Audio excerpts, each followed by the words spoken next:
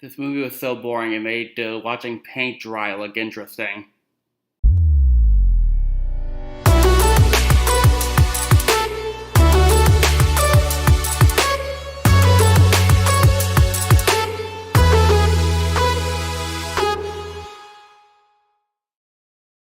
What is up, posse? My name is Will Bronlick, and welcome to another review here on Alpha Omega Wolf Productions. The 1517 to Paris is directed by Clint Eastwood, and it stars the real-life heroes of a real-life event where a man tried to open fire on innocent civilians on a train that is heading to Paris, but three men were brave enough to stop them.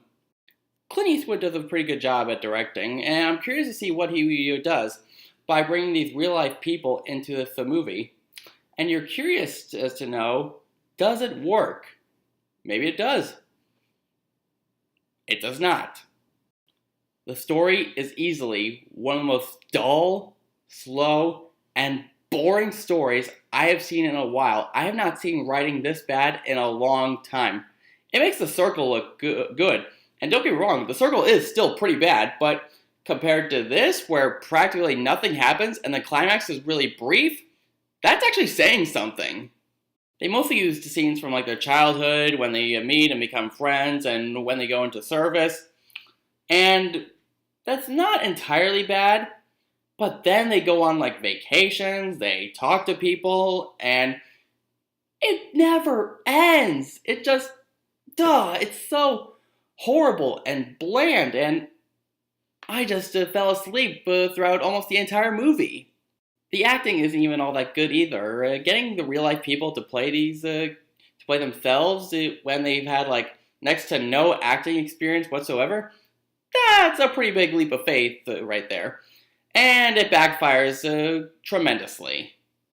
Now for the positives, I will say that the cinematography and the set pieces can be appealing at times. But that's just about all I can think of that's actually pretty decent. Otherwise, this is just a huge mess of a movie.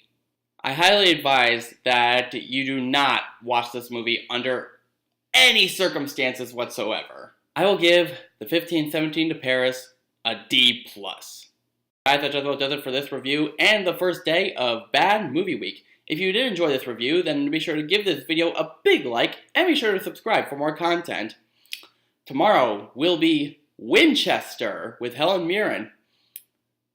And as much as I like horror movies, I'm not really looking forward to this one.